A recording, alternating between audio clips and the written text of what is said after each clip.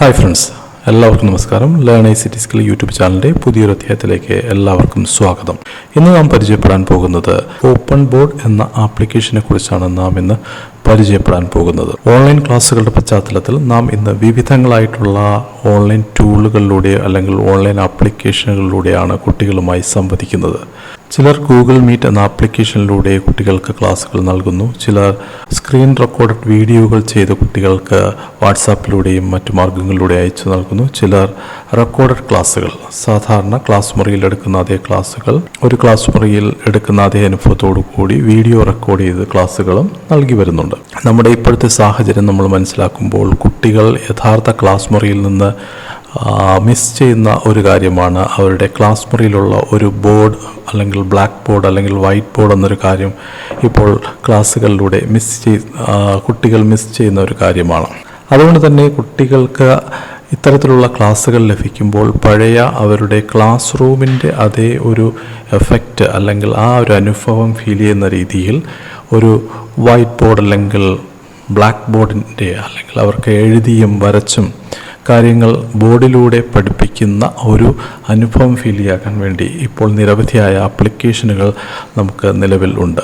അത്തരത്തിൽ കുറച്ച് യൂസ്ഫുൾ ആയിട്ടുള്ളതും നല്ല എളുപ്പത്തിൽ കാര്യങ്ങൾ ബോർഡിലൂടെ അനുഭവപ്പെടുന്ന രീതിയിൽ കുട്ടികളുമായി ഇൻട്രാക്ട് ചെയ്യാനും സാധിക്കുന്ന ഒരു ആപ്ലിക്കേഷനാണ് ഇന്ന് ഞാൻ പരിചയപ്പെടുന്നത്. ഓപ്പൺ ബോർഡ് എന്ന ആപ്ലിക്കേഷനാണ് ഇന്ന് നിങ്ങൾക്കായി പരിചയപ്പെടുത്തുന്നത്. എല്ലാവർക്കും വീഡിയോയിലേക്ക് ഒരിക്കൽ കൂടി സ്വാഗതം. അപ്പോൾ നാം ഒരു കാര്യം മനസ്സിലാക്കേണ്ടത്, നാം ഓപ്പൺ ബോർഡിലൂടെ എന്ത് ക്ലാസ്സാണ് എടുക്കുന്നത് അതിന് വേണ്ടിയിട്ടുള്ള റിസോഴ്സുകൾ നാം നേരത്തെ കൂട്ടി ശേഖരിച്ച് ഒരു ഫോൾഡറിലാക്കി വച്ചിരിക്കുന്നത് നമുക്ക് വളരെയധികം സഹായകരമാണ്. അതാണ് നാം ആദ്യം ചെയ്യേണ്ടത്. ഇവിടെ ഓപ്പൺ ബോർഡിൻ്റെ ക്ലാസ്സിന് വേണ്ടി ഞാൻ ഇന്ന് നിങ്ങൾക്ക് പരിചയപ്പെടുത്താൻ വേണ്ടി 4ാം ക്ലാസ്സിലെ ഒരു പാഠഭാഗം എടുത്തു വച്ചിട്ടുണ്ട്.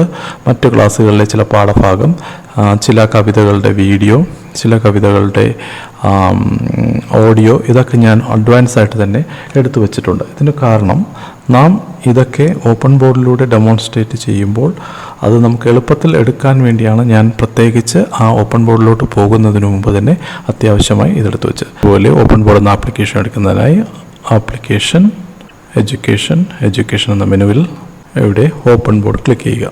ഇപ്പോൾ കാണുന്നതാണ് ഓപ്പൺ ബോർഡ് എന്ന ആപ്ലിക്കേഷൻ്റെ ഇൻ്റർഫേസ്. ഒരുപക്ഷെ നിങ്ങളുടെ ലാപ്ടോപ്പിൽ ഉബുണ്ടുവിൽ ആപ്ലിക്കേഷൻ മെനുവിൽ എഡ്യൂക്കേഷൻ എന്ന സബ് മെനു എടുത്ത് നോക്കുമ്പോൾ അതിനകത്ത് ചിലപ്പോൾ ഓപ്പൺ ബോർഡ് എന്ന ആപ്ലിക്കേഷൻ കാണണമെന്നില്ല. ഇത് എക്സ്ട്രാ നമ്മൾ ഇൻസ്റ്റാൾ ചെയ്യേണ്ട ആപ്ലിക്കേഷനാണ്. എങ്ങനെയാണ് ഓപ്പൺ ബോർഡ് ഇൻസ്റ്റാൾ ചെയ്യുന്നത് എന്നുള്ളത് ഈ വീഡിയോയുടെ അവസാനം നിങ്ങൾക്ക് പറയുന്നതായിരിക്കും. ഇപ്പോൾ നമുക്ക് ആ ആപ്ലിക്കേഷനെ കുറിച്ച് കൂടുതൽ പരിചയപ്പെടാം. ഇപ്പോൾ കാണുന്നതാണ് ഓപ്പൺ ബോർഡ് എന്ന ആപ്ലിക്കേഷൻ്റെ ഇൻ്റർഫേസ്. ഇവിടെ നാം പരിശോധിക്കുകയാണെങ്കിൽ നിരവധി ടൂളുകൾ മുകളിലായിട്ടും താഴെയായിട്ടും നമുക്ക് കാണാൻ സാധിക്കും. അതിൽ നമ്മളിപ്പോൾ കാണുന്ന ആ ഒരു വൈറ്റ് സ്ക്രീനാണ്, ഒരു വൈറ്റ് ബോർഡിൻ്റെ ഒരു സ്ക്രീനാണ് നമ്മളിപ്പോൾ കാണുന്നത്. ഇതിൻ്റെ ബാക്ക്ഗ്രൗണ്ട് നമുക്ക് ആവശ്യാനുസരണം മാറ്റാം. അതിനായി നമുക്ക് ഈ ബാക്ക്ഗ്രൗണ്ട് എന്ന് പറയുന്ന ഈ ടൂൾ ക്ലിക്ക് ചെയ്യുകയാണെങ്കിൽ നമുക്ക് അതിൻ്റെ ഒരു മെനു ഓപ്പൺ ആകും. ഇവിടെ നിലവിൽ ഇതാണ് നമ്മൾ സെലക്ട് ചെയ്യുന്നതെങ്കിൽ ഗ്രിഡ് ലൈൻസോട് കൂടിയ ഒരു വൈറ്റ് ബോർഡായിരിക്കും വരുന്നത്. അതല്ല നമുക്ക് ഹൊറിസോണ്ടലായിട്ടുള്ള ലൈൻസാണ് വേണമെങ്കിൽ അത് സെലക്ട് ചെയ്യാം.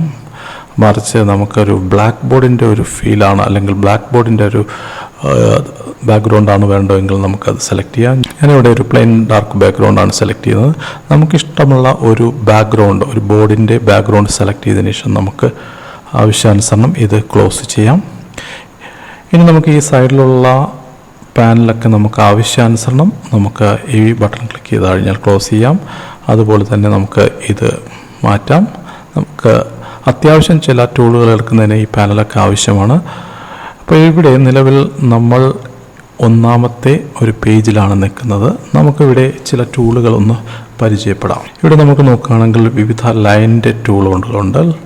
നമുക്കിവിടെ ആവശ്യാനുസരണം നമുക്ക് ആ ടൂൾ ഉപയോഗിച്ച് നമുക്ക് എന്ത് വേണമെങ്കിലും നമുക്ക് എഴുതാം. മൗസ് പാഡിൽ വെച്ച് നമുക്ക് എഴുതുമ്പോൾ കുറച്ച് പ്രാക്ടീസിൻ്റെ ആവശ്യമുണ്ട്. അപ്പോൾ ഇത് നമ്മൾ ഒരിക്കലും വിചാരിക്കരുത് നമുക്ക് ഇതിങ്ങനെ എഴുതി പഠിപ്പിക്കുന്നതിന് വേണ്ടി മാത്രമുള്ളതല്ല. ഈ ഓപ്പൺ ബോർഡ് എന്ന് പറയുന്ന ആപ്ലിക്കേഷൻ നമുക്ക് നിരവധി ഫീച്ചേഴ്സ് ഇതിനകത്തുണ്ട്. അതുപോലെ തന്നെ നമുക്ക് മറ്റൊരു ടൂളാണ് ഇവിടുത്തെ നമ്മൾ എഴുതുന്നതിൻ്റെ ബ്രഷിൻ്റെ ടൈപ്പുകളാണ് ഇവിടെയുള്ളത്. ഇവിടെ 3 തരത്തിലുള്ള ബ്രഷിൻ്റെ സ്മാൾ ലൈനുണ്ട്, മീഡിയം ലൈൻ, മാക്സിമം. അപ്പോൾ ഇത്തരത്തിൽ നമുക്ക് ലൈൻ ടൂളുകൾ വിവിധ കളറിൽ നമ്മളെടുത്ത് നമുക്ക് എഴുതാവുന്നതാണ്. എറൈസർ ടൂൾ എടുത്തു കഴിഞ്ഞാൽ നമുക്ക് ചെറിയ എറൈസർ ടൂളുണ്ട്, മീഡിയം സൈസുണ്ട്, വലുതുണ്ട്. അതുപയോഗിച്ച് നമുക്ക് എഴുതിയതിനെയൊക്കെ റൈസ് ചെയ്യാം. അതാണ് ഈ ടൂളുകളുടെ ഒരു ഉപയോഗം എന്ന് നാം പറയുന്നത്.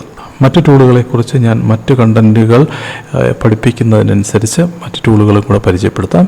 ഇപ്പോൾ ഉദാഹരണത്തിന് എനിക്ക് ഈ ഒരു ബ്ലാക്ക് ബോർഡിൽ കൊണ്ടുവരണമെങ്കിൽ നമുക്ക് ചെയ്യേണ്ടത്, ഞാൻ കവിത എൻ്റെ ഡെസ്ക്ടോപ്പിലാണുള്ളത്. അപ്പോൾ ഈ ഒരു ഓപ്പൺ ബോർഡിൽ നിന്നുകൊണ്ട് തന്നെ നമുക്ക് പെട്ടെന്ന് നമ്മുടെ ഡെസ്ക്ടോപ്പിലോട്ട് പോകാൻ വേണ്ടി ഈ ടൂൾ ക്ലിക്ക് ചെയ്യാം. ഇവിടെ വലതു ഭാഗത്ത് ഷോ ഡെസ്ക്ടോപ്പ് ഉണ്ട്, അവിടെ ക്ലിക്ക് ചെയ്യാം. അപ്പോൾ നമ്മൾ നേരെ ഡെസ്ക്ടോപ്പിൽ വന്നു. ഇവിടെ ഞാൻ ഒരു ഫോൾഡറിൽ 4ാം ക്ലാസ്സിലെ ഒരു മലയാളം ടെക്സ്റ്റ് ബുക്ക് ഇവിടെ വെച്ചിട്ടുണ്ട്. എനിക്ക് ഒരു പക്ഷേ ഈ ഒരു പോർഷനായിരിക്കും എനിക്ക് ഓപ്പൺ ബോർഡിലൂടെ പഠിപ്പിക്കേണ്ടതെന്ന് വിചാരിക്കുക. അപ്പോൾ അങ്ങനെയാണെങ്കിൽ നമുക്ക് ഇവിടെ ഓപ്പൺ ബോർഡിൻ്റെ ഒരു ടൂള്, നമ്മൾ ഡെസ്ക്ടോപ്പിൽ വരുമ്പോഴും സൈഡിൽ ഓപ്പൺ ബോർഡിൻ്റെ ടൂള് നമുക്ക് കാണാൻ സാധിക്കും. അതിൽ ഏറ്റവും അവസാനത്തിൽ നിന്ന് 2ാമതായിട്ടുള്ള ഈ ടൂൾ സെലക്ട് ചെയ്യുക. അത് സെലക്ട് ചെയ്യുന്നത് നമുക്കൊരു പോർഷൻ, നമുക്ക് ഈ ടെക്സ്റ്റിൻ്റെ ഒരു പോർഷൻ നമുക്ക് ക്രോപ്പ് ചെയ്ത് എടുക്കാൻ വേണ്ടിയാണ്. നമ്മളിങ്ങനെ സെലക്ട് ചെയ്ത് കൊടുക്കുമ്പോൾ അത് ചോദിക്കുന്നത് ആഡ് ടു കറണ്ട് പേജ് എന്നും ആഡ് ടു ന്യൂ പേജ് എന്നാണ് ചോദിക്കുന്നത്. നമ്മൾ ഓപ്പൺ ബോർഡിൽ നിന്ന പേജിലാണ് ഈ കണ്ടൻറ്റ് വരേണ്ടതെങ്കിൽ ആഡ് ടു കറണ്ട് പേജ് കൊടുക്കുക.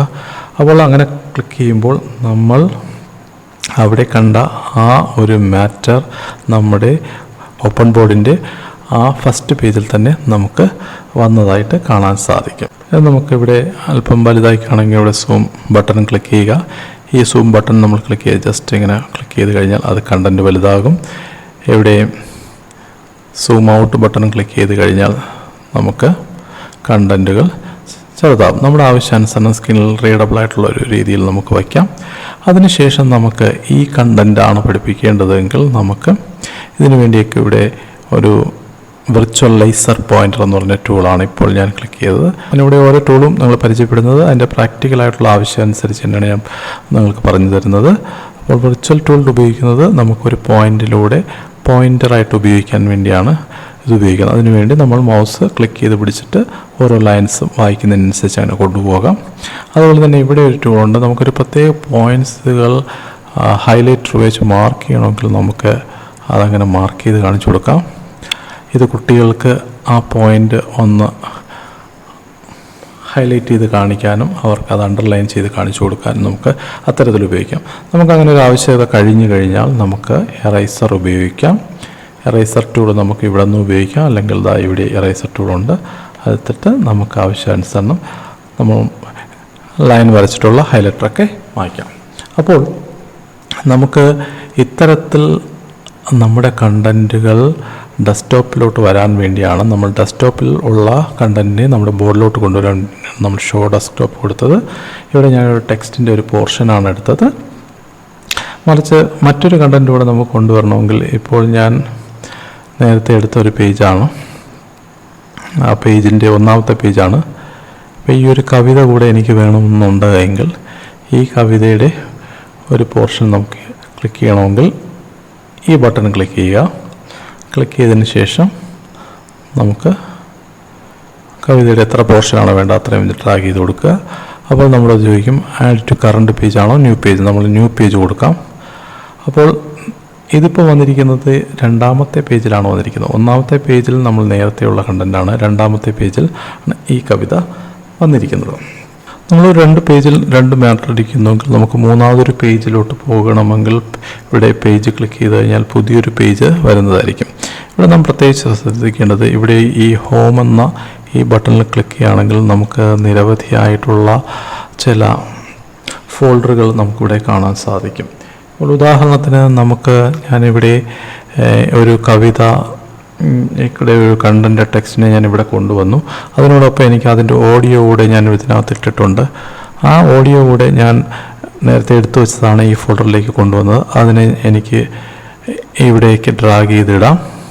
ഈ കവിത എങ്ങനെ ഈ ഒരു ഇതിലോട്ട് വന്നത് എന്നുള്ളത് നമുക്ക് എളുപ്പമാണ്. ഷോ ഡെസ്ക്ടോപ്പിൽ പോവുക, ഷോ ഡെസ്ക്ടോപ്പിൽ പോയി കഴിഞ്ഞാൽ ഞാൻ ഇതിൻ്റെ കവിത ഈ ഫോൾഡറിൽ ഇട്ടിട്ടുണ്ടായിരുന്നു.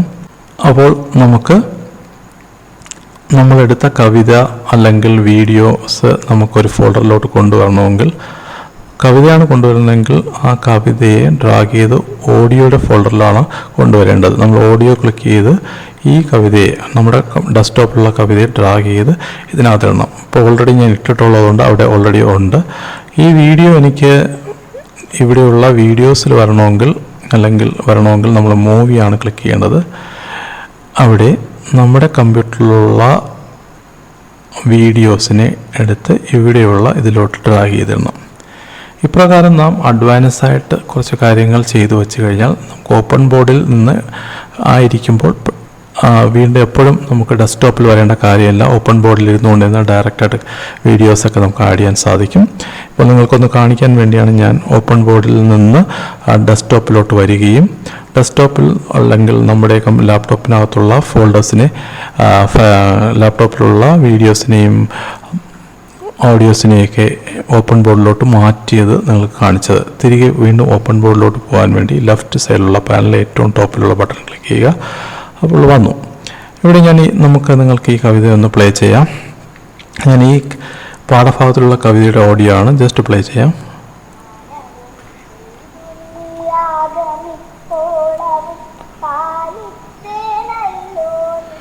ഇങ്ങനെ പ്ലേ ചെയ്യുന്നതിനൊപ്പം തന്നെ ഈ വരികളിലൂടെ നമുക്ക് വേണമെങ്കിൽ ചൂണ്ടിക്കാണിച്ചു പോകാം.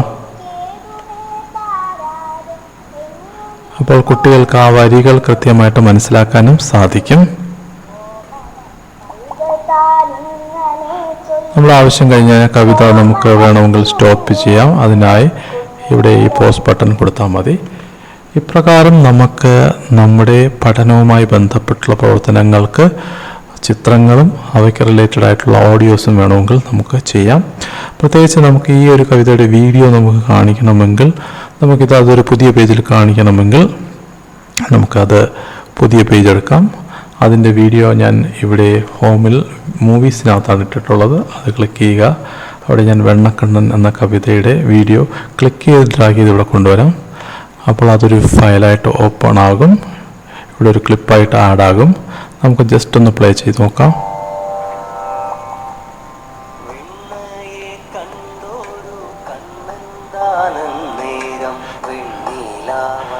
അപ്പോൾ ലൈവായിട്ട് തന്നെ കുട്ടികൾക്ക് ആ കവിതയുടെ വിഷ്വലൈസേഷൻ അവർക്ക് കാണാനും കേൾക്കാനും സാധിക്കും.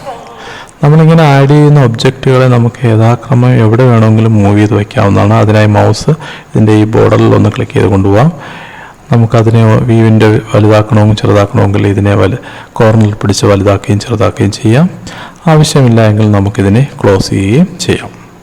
ഇപ്രകാരം നമുക്ക് ഇവിടെയുള്ള ഹോം ബട്ടൺ ക്ലിക്ക് ചെയ്ത് ഓഡിയോസും മൂവിയിൽ ക്ലിക്ക് ചെയ്ത് വീഡിയോസും നമുക്ക് ആഡ് ചെയ്യാം. ചിത്രങ്ങൾ എന്തെങ്കിലും ഉണ്ടെങ്കിൽ നമുക്ക് ഇതുപോലെ നേരത്തെ ചിത്രങ്ങളും നമുക്ക് ആഡ് ചെയ്തിട്ടിരിക്കാം. ആഡ് ചെയ്തിട്ടതിന് ശേഷം നമ്മൾ ഒരു ചിത്രം എടുക്കണമെങ്കിൽ ആ ചിത്രം ക്ലിക്ക് ചെയ്ത് ഡ്രാഗ് ചെയ്യുക. ആ ഡ്രാഗ് ചെയ്തതിന് ശേഷം ഇവിടെ നമുക്ക് ആ ചിത്രം നമുക്ക് ഇവിടെ കാണിക്കാനും സാധിക്കും. ആവശ്യമില്ലെങ്കിൽ ക്ലോസ് ചെയ്ത് കളയുകയും ചെയ്യാം. നമ്മുടെ ഈ വീഡിയോ അധികം ലെങ്ത് ആകാതിരിക്കാൻ വേണ്ടി 2 പാർട്ടായിട്ടാണ് ഈ വീഡിയോ ചെയ്തിരിക്കുന്നത്. പാർട്ട് 1 ഇത്രയും കാര്യങ്ങൾ നിങ്ങൾ മനസ്സിലാക്കിയത്. പാർട്ട് 2 നമ്മൾ മറ്റു ഫീച്ചേഴ്സുകൾ, നിരവധി ഫീച്ചേഴ്സുകൾ, ഗണിതാധ്യാപകർക്കും മറ്റു വിഷയങ്ങൾ എടുക്കുന്നവർക്കും ഉപകരിക്കുന്ന മറ്റ് നിരവധി ഫീച്ചേഴ്സ് ഇതിനകത്തുണ്ട്. അതുപോലെ തന്നെ ഈ ഒരു ഓപ്പൺ ബോർഡ് എങ്ങനെ ഗൂഗിൾ മീറ്റുമായിട്ട് നമുക്ക് ലിങ്ക് ചെയ്യാം, ഗൂഗിൾ മീറ്റിൻ്റെ പ്രസൻറ്റേഷൻ്റെ ഭാഗമായി നമുക്ക് ഈ ഓപ്പൺ ബോർഡിനെ എങ്ങനെ കൊണ്ടുവരാം എന്നുള്ളത് സെക്കൻഡ് പാർട്ടിൽ പറയുന്നുണ്ട്.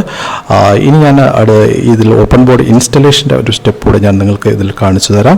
നിങ്ങളെല്ലാവരും ഇൻസ്റ്റാൾ ചെയ്യാനും കൂടെ അത് അറിഞ്ഞിരിക്കണം. ആ ഒരു കാര്യം കൂടെ നിങ്ങൾ മനസ്സിലാക്കുക. വീഡിയോയ്ക്ക് തൊട്ട് താഴെയുള്ള ഡിസ്ക്രിപ്ഷൻ ബോക്സിൽ നിന്ന് ഓപ്പൺ ബോർഡ് ഇൻസ്റ്റാൾ ചെയ്യേണ്ട ലിങ്ക് ക്ലിക്ക് ചെയ്യുക. അപ്പോൾ തുടർന്ന് വരുന്നതിൽ നിന്ന് ഡൗൺലോഡ് ക്ലിക്ക് ചെയ്യുക. ഡൗൺലോഡ് ക്ലിക്ക് ചെയ്യുന്ന വീണ്ടും ഡൗൺലോഡ് എനിവേ എന്ന് ചോദിക്കുകയാണെങ്കിൽ കൊടുക്കുക. അപ്പോൾ വരുന്ന നിങ്ങളുടെ കമ്പ്യൂട്ടറിൽ ഡയറക്റ്റായിട്ട് ഡൗൺലോഡ് ഫോൾഡറിൽ ഡൗൺലോഡ് ആയിക്കോളും. ഇത് ഞാൻ ആൾവേസ് ആസ്ക് എന്ന് ഇട്ടിരിക്കുന്നതുകൊണ്ടാണ്. ഇവിടെ ഡൗൺലോഡ് ആയത് കാണാം. നമുക്ക് ഡൗൺലോഡ്സിൻ്റെ ഫോൾഡർ ഓപ്പൺ ചെയ്ത് നോക്കണം. അപ്പോൾ നമ്മുടെ ഓപ്പൺ ബോർഡിൻ്റെ ഒരു ഫയൽ അവിടെ കാണാം. ഡബിൾ ക്ലിക്ക് ചെയ്യുക.